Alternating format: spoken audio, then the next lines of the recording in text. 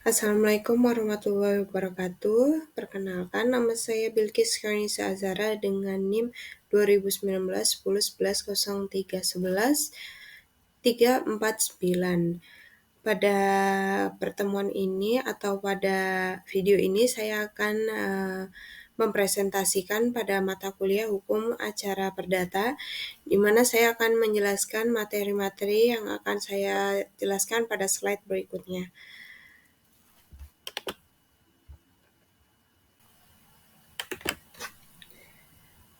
Pada kali ini saya akan menjelaskan mengenai gugatan. Gugatan harus diajukan dengan surat gugat yang ditandatangani oleh penggugat atau kuasanya yang sah dan ditunjukkan kepada Ketua Pengadilan Negeri. Gugatan disampaikan kepada pengadilan negeri yang kemudian akan diberi nomor dan didaftarkan dalam buku register setelah penggugat membayar panjar biaya perkara yang besarannya ditentukan oleh pengadilan negeri. Hal ini telah diatur dalam pasal 121 HIR. Bagi penggugat yang benar-benar tidak mampu membayar biaya perkara, hal mana harus dibuktikan dengan surat keterangan dari kepala desa yang bersangkutan dapat mengajukan gugatannya secara prodeo, yang mana penggugat yang tidak bisa menulis dapat mengajukan gugatannya secara lisan di hadapan Ketua Pengadilan Negeri yang akan menyuruh mencatat gugatan tersebut. Hal ini didasarkan pada pasal 120 HIR. Pengadilan Negeri dalam tahapan gugatan ini, Pengadilan Negeri berwenang memeriksa gugatan yang daerah hukumnya meliputi di mana tergugat bertempat tinggal, di mana tergugat sebenarnya berdiam, atau jikalau tergugat tidak diketahui tempat tinggalnya, salah satu tergugat bertempat tinggal jika ada banyak tergugat yang tempat tinggalnya tidak dalam satu daerah hukum pengadilan negeri. Tergugat utama bertempat tinggal jika hubungan antara tergugat-tergugat adalah sebagai yang berhutang dan penjaminnya. Selanjutnya adalah penggugat atau salah satu dari penggugat bertempat tinggal dalam hal tergugat tidak mempunyai tempat tinggal dan tidak diketahui keberadaan dari tergugat, atau yang kedua tergugat tidak dikenal. Dalam hal tersebut yang telah saya sebutkan dan yang menjadi objek gugatan adalah benda tidak bergerak, sebagai contohnya tanah atau bangunan, maka di tempat benda yang tidak bergerak tersebut terletak adalah kompetensi relatif dari penggugat yang ingin mengajukan gugatan. Ketentuan HIR dalam hal ini berbeda dengan RBG. Menurut pasal 142 RBG, apabila objek gugatan adalah tanah, maka gugatannya selalu dapat diajukan kepada pengadilan negeri di mana tanah itu terletak. Dalam hal ada pilihan domisili secara tertulis dalam akta, jika penggugat menghendaki di tempat domisili yang dipilih itu,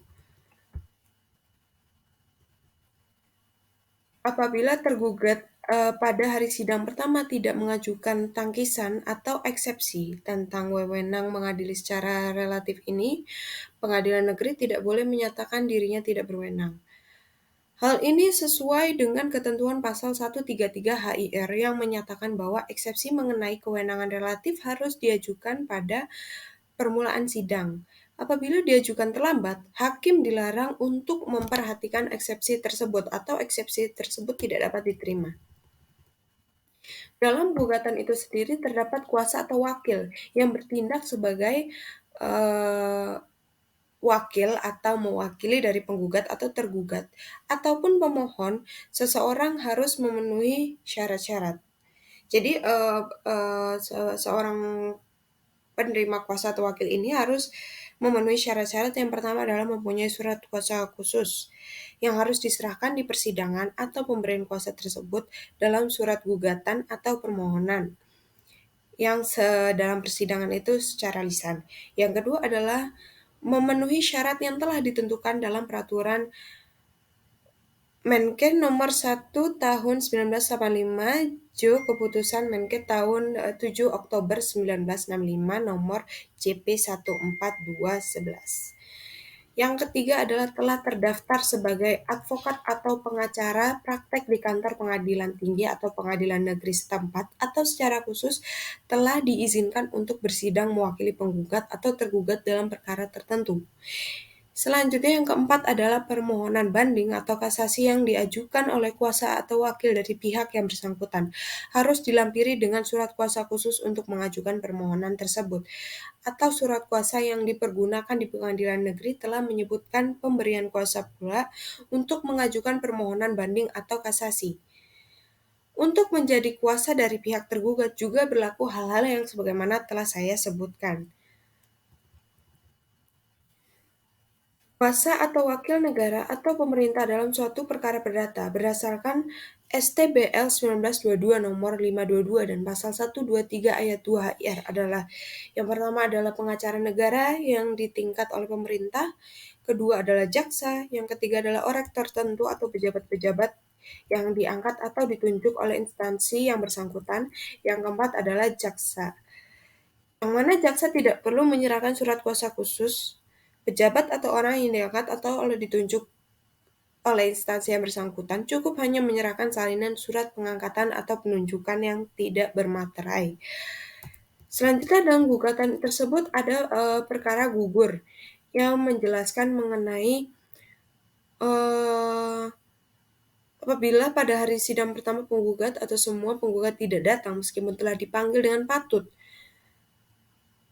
maka penggugat dapat mengajukan gugatan tersebut sekali lagi dengan membayar panjar biaya perkara lagi. Apabila telah dilakukan sita jaminan, sita tersebut ikut gugur. Yang selanjutnya terakhir, setelah gugatan tersebut tentunya ada putusan verstek atau tangkisan atau eksepsi, dan di mana saya akan menjelaskan mengenai pencabutan surat gugatan. Gugatan tersebut dapat dicabut secara sepihak jika perkara belum diperiksa. Tetapi jika perkara sudah diperiksa dan tergugat telah memberi jawabannya, maka pencabutan perkara harus mendapat persetujuan dari tergugat. Hal ini sebagaimana dijelaskan dalam pasal 271 dan 272 RV.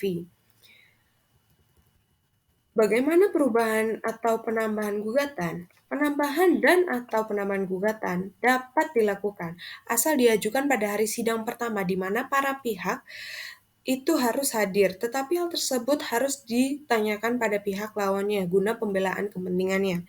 Penambahan dan atau penambahan gugatan tidak boleh sedemikian rupa sehingga dasar pokok gugatan menjadi lain dari materi yang menjadi sebab perkara antara kedua belah pihak tersebut. Maka hal demikian surat gugatan harus dicabut. Dalam hal ini yang dimaksudkannya adalah di mana gugatan yang pertama itu memiliki perbedaan terhadap gugatan yang akan ditambahkan. Hal ini tidak boleh dilakukan. Harus sejalan dengan gugatan yang pertama tersebut.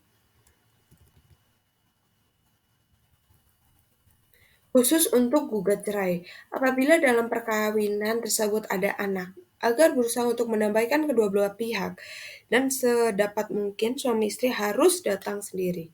Apabila usaha perdamaian berhasil, gugatan harus dicabut.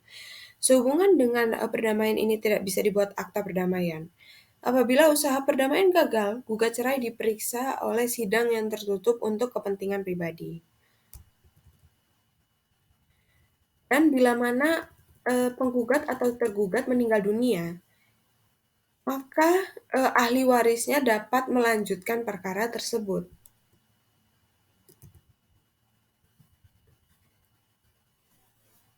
Sekian presentasi dari saya. Mohon maaf apabila terdapat salah kata. Wassalamualaikum warahmatullahi wabarakatuh.